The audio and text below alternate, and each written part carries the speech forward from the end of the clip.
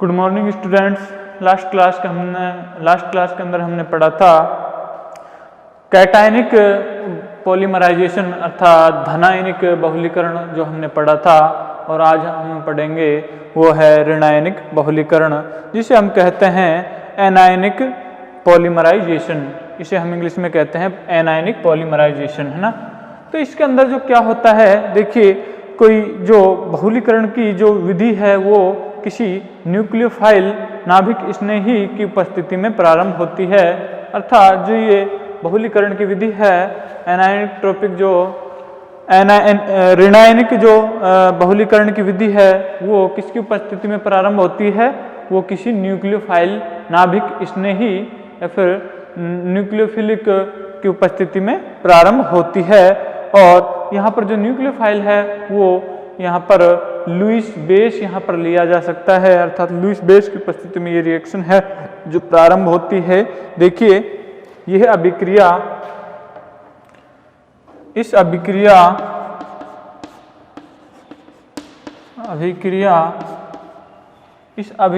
को प्रारंभ करने के लिए या फिर करने वाला कोई नाभिक स्नेही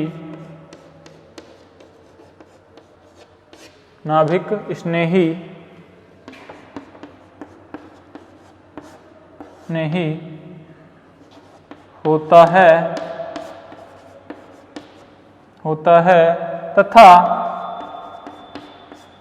तथा अभिक्रिया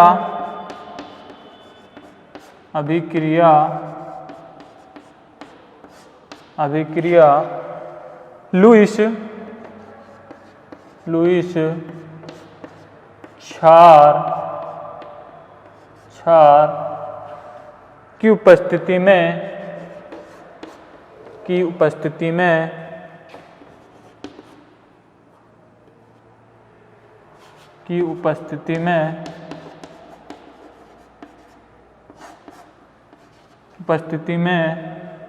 प्रारंभ होती है।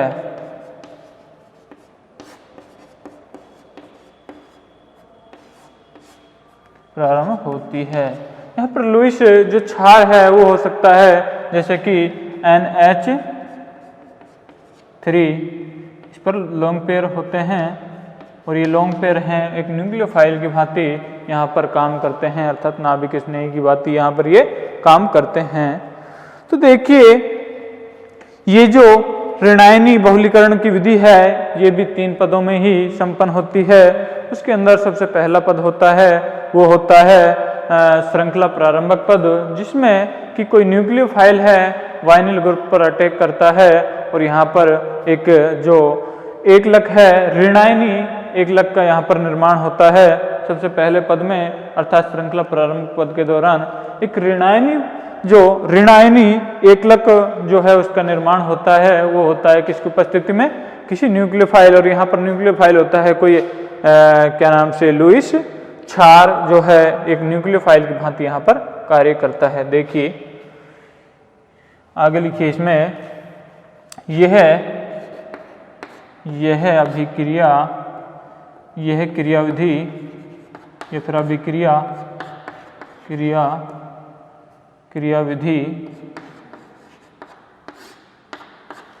क्रियाविधि 3 पदों में संपन्न होती है। इसमें देखिए पहला पद वही है, यहाँ पर जो ऋणायनी पॉलीमराइजेशन अर्थात ऋणायनी या फिर इसको एनाइनोट्रोपिक पॉलीमराइजेशन यहाँ पर कहते हैं इंग्लिश में। तो ये जो क्रियाविधि है वो भी 3 पदों में ही संपन्न होती है। उसमें सबसे पहला पद वही है श्रृंखला प्रारंभक पद, दूसरा नंबर है श्रृंखला जो संचरण पद, और तीसरा नंबर होता है वो है श्रृंखला समापन पद। तो देखिए जिस श्रृंखला, आगे लिखिए इसमें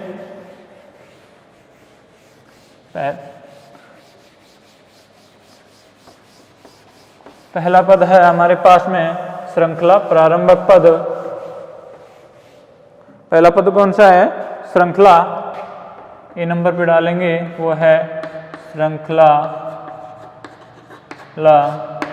प्रारंभक पद।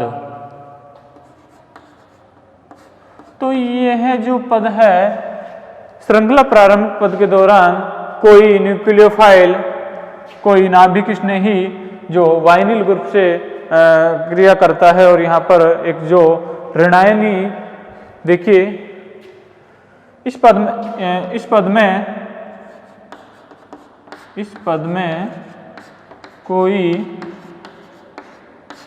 नाभिक स्नेही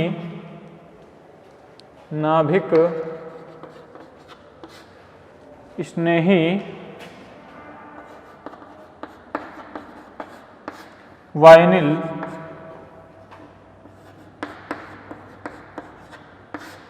यौगिक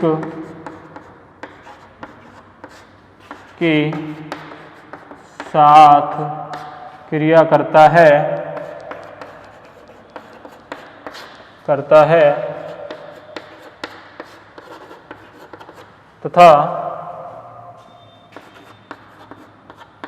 तथा ऋणायनी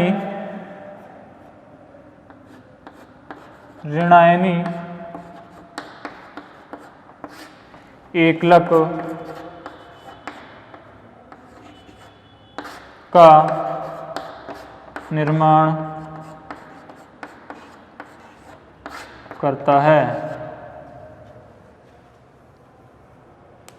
ऋणायनी एकलक का निर्माण करता है। देखिए, जो श्रृंखला प्रारंभ पद है उसके दौरान कोई नाभिक नहीं है, वो वाइनिल ग्रुप के साथ, वाइनिल यौगिक के साथ क्रिया करता है तथा किसका निर्माण करता है? ऋणायनी एकलक का निर्माण यहाँ पर करता है। ये मैंने 2 बार लिख दिया है, सॉरी।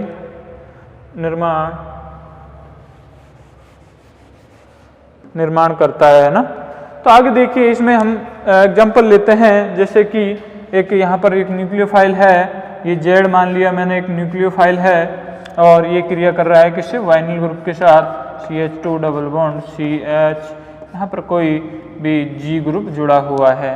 मान लीजिए G ग्रुप है, एक इलेक्ट्रॉन विड्रॉइंग ग्रुप है, तो बंद के इलेक्ट्रॉन इधर की ओर चले जाएंगे और ये न्यूक्लियोफाइल इस इलेक्ट्रोफिलिक सेंटर पर अटैक कर जाएगा। देखिए, जब यदि यहाँ पर ये इलेक्ट्रॉन विड्रॉइंग ग्रुप है तो ये जो पाई बंद है ये टूटेगा, और पाई बंद टूटेगा तो बंद के इलेक्ट्रॉन इधर की ओर चले जाएंगे, इस पर नेगेटिव चार्ज आ जाएगा, इस पर पॉजिटिव चार्ज आ जाएगा। इस पॉजिटिव चार्ज से जो ये न्यूक्लियोफाइल है अटैक कर जाता है इलेक्ट्रोफिलिक सेंटर पर, ये इलेक्ट्रोफिलिक सेंटर बन जाता है क्योंकि इस पर इलेक्ट्रॉनों की कमी हो जाती है। तो न्यूक्लियोफिलिक सेंटर इस पर अटैक कर जाएगा, तो हमें सबसे पहले बनेगा, वो बनेगा ऋणायनी एकलक, यहाँ पर हमें प्राप्त होगा CH2, यहाँ पर Z group, CH negative charge, और ये कौन सा है हमारे पास में? G group. अब देखिए, इसका नाम होगा ऋणायनी एकलक, ऋणायनी एकलक।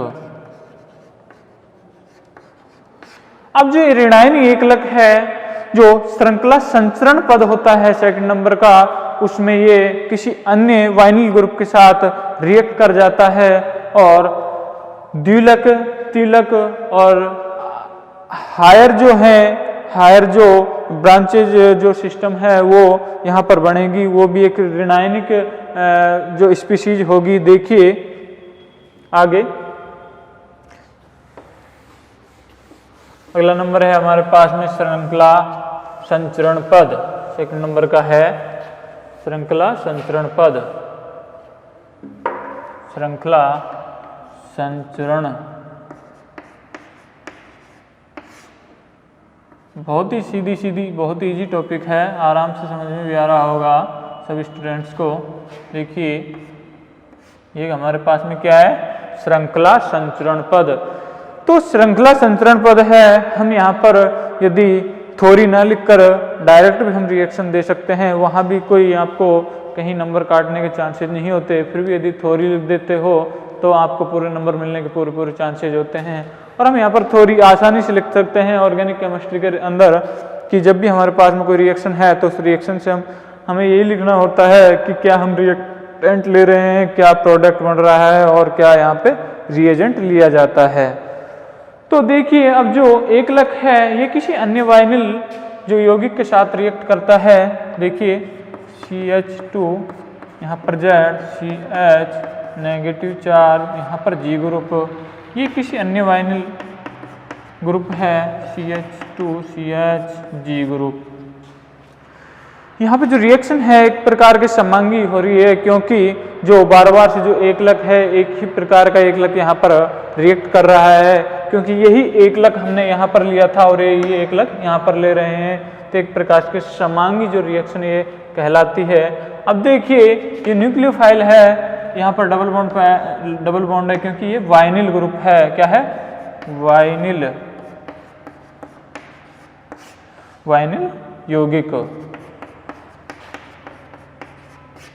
देखिए ये फर्दर बंध के इलेक्ट्रॉन, यदि ये इलेक्ट्रॉन विड्रॉइंग ग्रुप है तो ये बंध के इलेक्ट्रॉन इधर की ओर माइग्रेट कर जाएंगे और इस पर पॉजिटिव चार्ज आ जाएगा। ये पॉजिटिव चार्ज है, इस पर इसका जो ऋणायनी जो एकलक था, ऋणायनी एकलक, इसको क्या कहेंगे हम यहाँ पर? ऋणायनी एकलक। ऋणायनी एकलक है ये, है ना, तो इस पर अटैक करेगा। ये कौन सा है सेंटर? Electrophilic centre. ये क्या है हमारे पास में? न्यूक्लियोफाइल अर्थात नाभिक स्नेही। और ये क्या है? इलेक्ट्रॉन स्नेही। तो इस पर इलेक्ट्रॉन स्नेही जो इलेक्ट्रोफिलिक पार्ट है उस पर न्यूक्लियोफाइल अटैक कर जाता है और फिर से जो द्विलक ऋणायनी है वो बन जाता है यहाँ पर, अर्थात ऋणायनी द्विलक हम इसे कहेंगे। ठीक है, ऋणायनी द्विलक।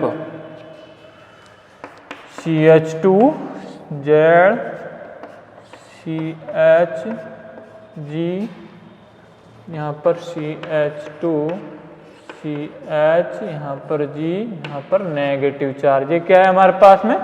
ऋणायनी द्विलक।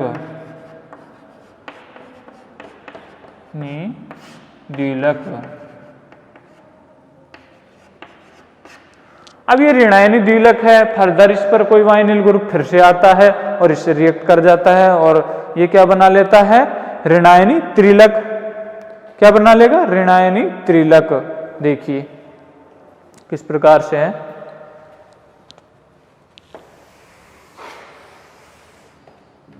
साथ के साथ नोट करते जाइए।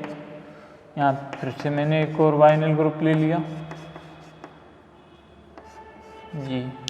ये फिर से न्यूक्लियोफाइल यहाँ पर अटैक कर जाएगा, बंध के इलेक्ट्रॉन इधर की ओर चले जाएंगे। देखिए CH2, ये है Z ग्रुप, यहाँ पे ये CHG CH2 CHG CH2 CHG। अब देखिए ऐसे ही ढेर सारे वाइनिल ग्रुप यहाँ पर जोड़ते जाएंगे तो अंत में जाके एक जो ऋणायनी पॉलीमर है वो बन जाएगा, ऋणायनी पॉलीमर। देखिए CH और यहाँ पर क्या है?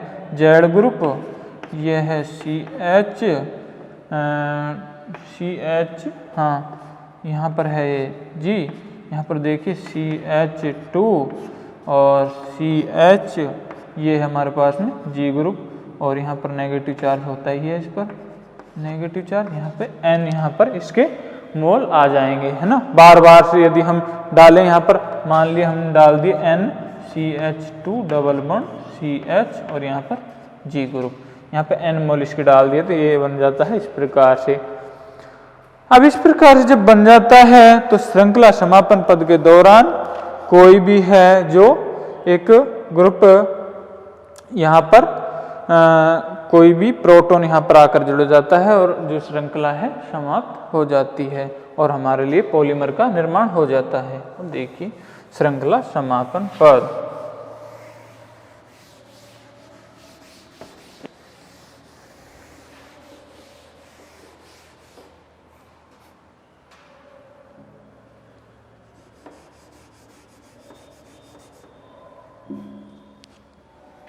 श्रृंखला समापन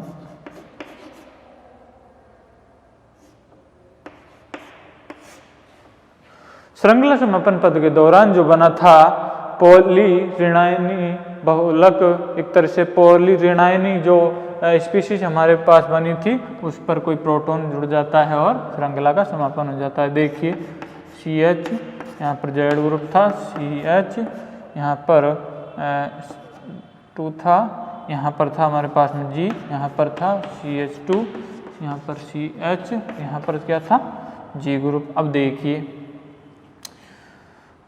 इस प्रकार से यहाँ पर मैं ले रहा हूँ N इसके, यहाँ पर CH, इस प्रकार से हम इस श्रृंखला को आगे बढ़ा सकते हैं।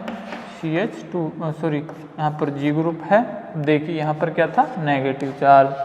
अब मान लिया मैंने HCl यहाँ पर मैं ले रहा हूँ और HCl, या फिर यहाँ पर मैं Cl की जगह Z ग्रुप भी ले सकता हूँ, अर्थात जिसके पास में कोई एक्टिव हाइड्रोजन है। मान लो एल्कोहल भी ले लिया तो वो भी क्या है एसिडिक हाइड्रोजन होती है और ये एसिडिक हाइड्रोजन बंद के इलेक्ट्रॉन छोड़कर चल जाती है और इस पर आकर जुड़ जाती है और श्रृंखला का समापन हो जाता है और हमारे पास में पॉलीमर है जो बन जाता है इस प्रकार से। देखिए मैं नीचे लिख देता हूँ, प्रोडक्ट है जो CH2Z ग्रुप CH और ये G ग्रुप है CH2CH, ये Z ग्रुप है, सॉरी G ग्रुप है और CH2CH2 और ये यहाँ पर क्या होगा, यहाँ पर था हमारे पास में G ग्रुप।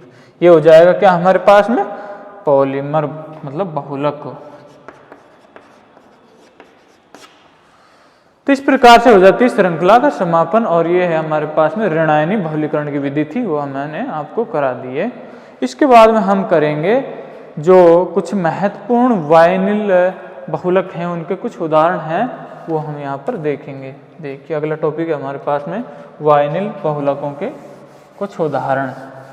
ये तीनों ही विधि थी, पहली थी मुक्त मूलक की और दूसरी थी आयनिक बहुलीकरण। आयनिक बहुलीकरण दो प्रकार की थी, धनायनिक और ऋणायनिक बहुलीकरण। इन तीनों में से कोई न कोई सा क्वेश्चन अक्सर आता रहता है। और इसके बाद में इसके जो वाइनिल बहुलक हैं उसके कुछ महत्वपूर्ण उदाहरण हैं 3-4, तो वो भी यहाँ पर आपके एग्जाम में 1.5 से 2 नंबर का हर साल पूछ लिया जाता है। अगला है हमारा वाइनिल बहुलकों के कुछ उदाहरण। वाइनिल बहुलकों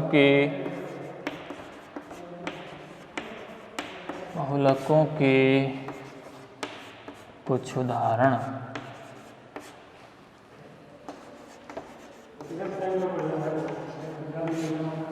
वाइनिल बहुलक हैं उनके कुछ उदाहरण हम यहाँ पर देखेंगे।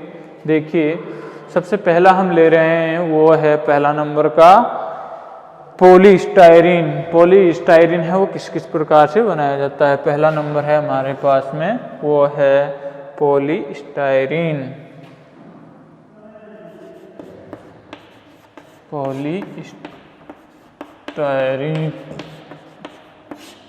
देखिए पॉलीस्टाइरीन है उसका एकलक क्या होता है, एकलक स्पीशीज, एकलक यौगिक, यहाँ पर ऐसे लिखेंगे हम, यहाँ पर एकलक यौगिक क्या होगा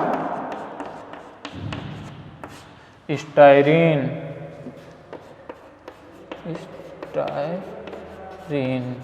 स्टाइरीन का सूत्र क्या होता है, संरचना इसमें एक बेंजीन वाले होती है और एक वाइनिल ग्रुप इसके साथ जुड़ा हुआ होता है।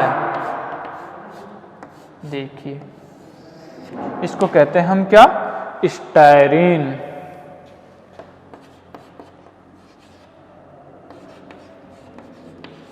इसको कहते हैं हम स्टाइरीन। और जो रिएक्शन है वाइनिल बहुलीकरण की ये प्रारंभ होती है किसकी उपस्थिति में, वही 3-4 पदों में ये श्रृंखला मतलब जो पॉलीमर का निर्माण है हो पाता है। इसमें सबसे पहला नंबर वही इसी प्रकार से होती है, श्रृंखला प्रारंभ पद, दूसरा श्रृंखला संचरण पद और तीसरा है जो श्रृंखला समापन पद। देखिए श्रृंखला जो प्रारंभ पद में उसमें यहाँ पर हम लेते हैं अभिक्रिया किसकी उपस्थिति में प्रारंभ होती है, पेरोक्साइड की उपस्थिति में। तो परऑक्साइड हमारे पास में इस प्रकार से होता है। ये क्या है हमारे पास में, जिसमें परबंध ऑक्सीजन ऑक्सीजन के मध्य पाया जाता है, एक सिंगल बंध, उसे क्या कहते हैं हम, परबंध। और ये यौगिक क्या हो जाएगा, परऑक्साइड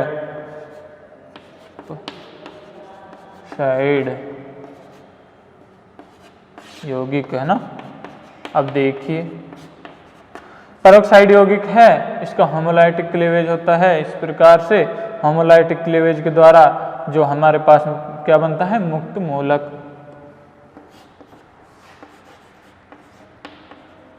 दो मुक्त मूलक हमारे पास में ये बन जाते हैं। अब देखिए ये मुक्त मूलक यहाँ पर बन गया। ये कौन सी, सबसे पहला नंबर का स्टेप हम कर रहे हैं। 3 पदों में हर जो रिएक्शन है, हर जो पॉलीमराइजेशन की जो भी क्रिया कितने पदों में, 3 पदों में संपन्न होती है। तो सबसे पहला नंबर पद था यहाँ पर श्रृंखला प्रारंभक पद है ना। श्रृंखला प्रारंभक पद है तो उसके अंदर सबसे पहले जो रिएक्शन किसकी उपस्थिति में प्रारंभ होती है, यह रिएक्शन परऑक्साइड की उपस्थिति में, परऑक्साइड यौगिक की उपस्थिति में प्रारंभ होती है। परऑक्साइड हमने ये ले लिया। परऑक्साइड का पहले सबसे पहले फोटोकेमिकल कंडीशन में ये होमोलाइटिक क्लीवेज हुआ। अब ये जो मुक्त मूलक है, इस जो है एकलक यौगिक इसके साथ रिएक्ट करता है। देखिए किस प्रकार से,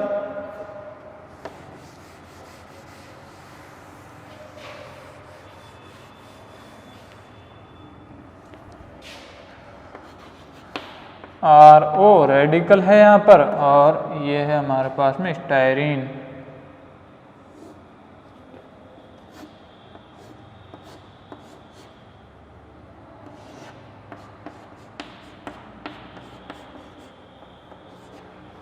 ये हमारे पास में स्टायरीन है ना। और इसके साथ जब ये रिएक्ट कर जाता है तो इसके N अणु हम यहाँ पर लेते हैं। कितने अणु लेते हैं, N अणु है ना। N अणु लेते हैं तो ये रिएक्शन इस प्रकार से हो जाती है और यहाँ पर बन जाता है पॉलीस्टायरीन CH आएगा ना, और CH2।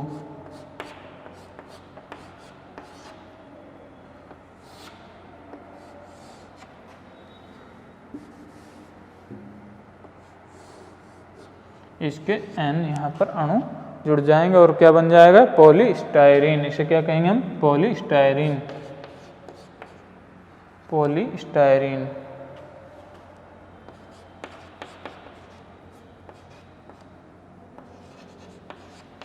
क्या कहेंगे इसको, पॉलीस्टायरीन। तो ये हमारे पास में इस प्रकार से पॉलीस्टायरीन बनता है। और यदि हम इसकी जो है मैकेनिज्म यदि हम देखें तो मैकेनिज्म किस प्रकार से होगी, देखिए पूरी मैकेनिज्म हम यहाँ पर इसकी खींच रहे हैं।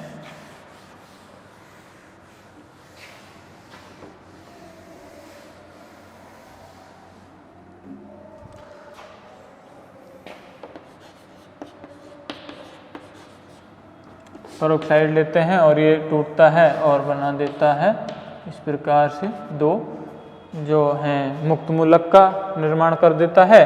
अब ये जो है हम यहाँ पर ले रहे हैं वाइनिल ग्रुप, जो कि हमारे पास में क्या है, इसको हम यहाँ पर जो बेंजीन वाले है उसको किससे रिप्रेजेंट कर सकते हैं, PH, या फिर इसको हम इस प्रकार से भी लिख सकते हैं C6H5 है ना। अब देखिए ये यहाँ पर क्या रिएक्ट कर रहा है इससे, ये परऑक्साइड इससे रिएक्ट करेगा RO, मुक्त मूलक है ना। अभी मुक्त मूलक यहाँ पर रिएक्ट कर रहा है और इस प्रकार से जो है स्टेबल स्थायी जो रेडिकल है उसका निर्माण होता है। ये बंध के इलेक्ट्रॉन टूटते हैं, एक इधर की जाता है एक इधर की ओर, ये जो है इसके साथ रिएक्ट कर जाता है और यहाँ पर जो स्टेबल स्थायी जो रेडिकल है वो बन जाता है। क्योंकि स्थायी रेडिकल इसलिए बना क्योंकि यहाँ इसके साथ बेंजीन वाले के साथ रेजोनेंस में चला जाता है। देखिए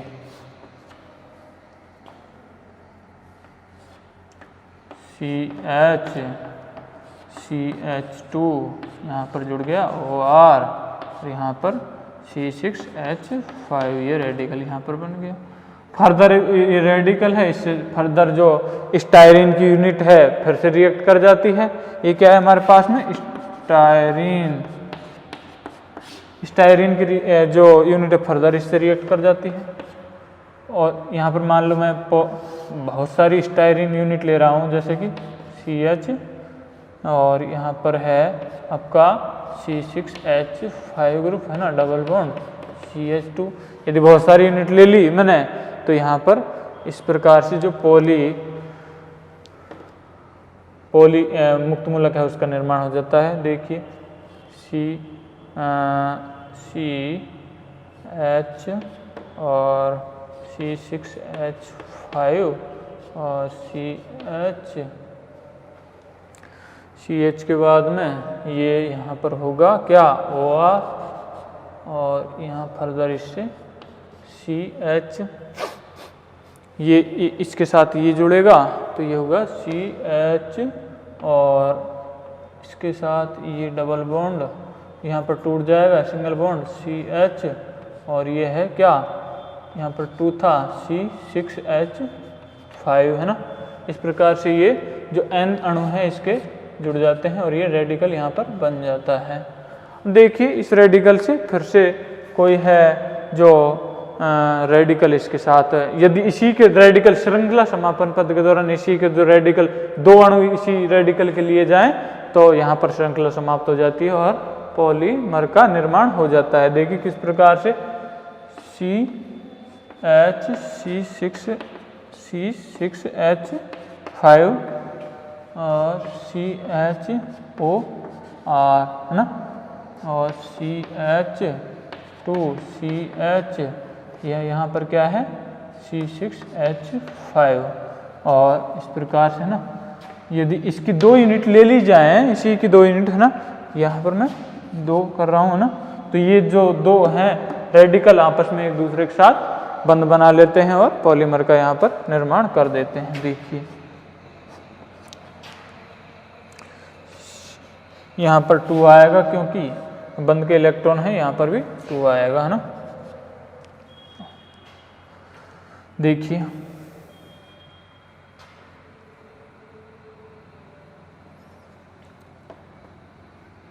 CH